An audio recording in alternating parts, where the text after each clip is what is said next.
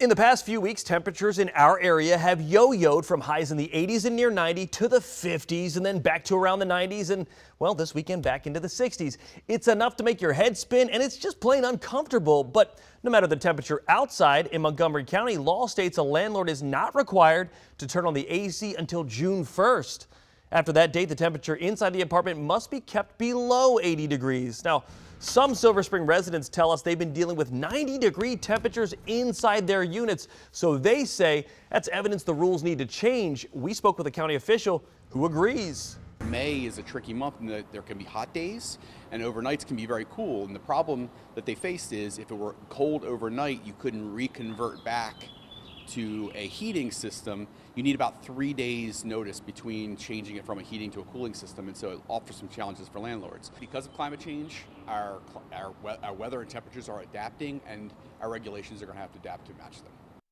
Yeah, Montgomery County officials say they will likely just have to adjust the law to accommodate the current climate change, but we don't know how long that could take. No word on that yet. Now, this all plays into an air conditioning crisis. Experts we spoke to say we face a new reality fueled by climate change, and our Scott Broom explains the systems that cool large buildings are not designed to handle these wild temperature swings. So Dave, what is this thing?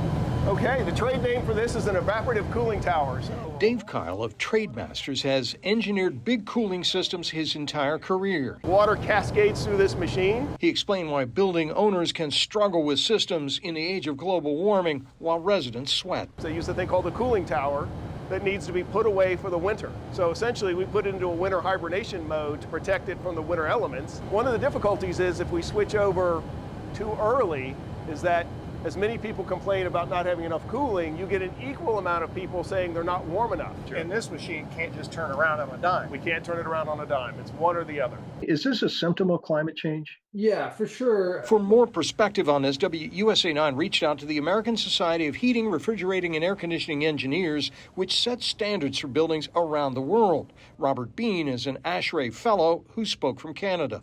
The challenge that we're seeing is that the buildings of the past are asked to perform in today's world, which the loads were never anticipated. And we see that all over the world. In the D.C. region, record highs are now 20 times more common than record lows, according to National Weather Service data. And episodes of wild temperature swings are more acute as records break in normally cooler months like April and May. Too much.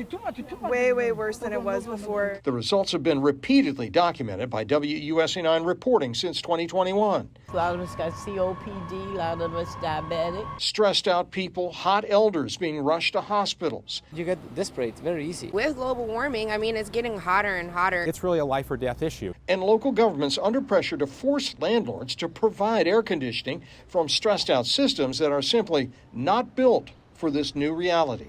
Certainly the last 5 years, we see a lot more need for earlier season, a lot more requests for earlier season cooling.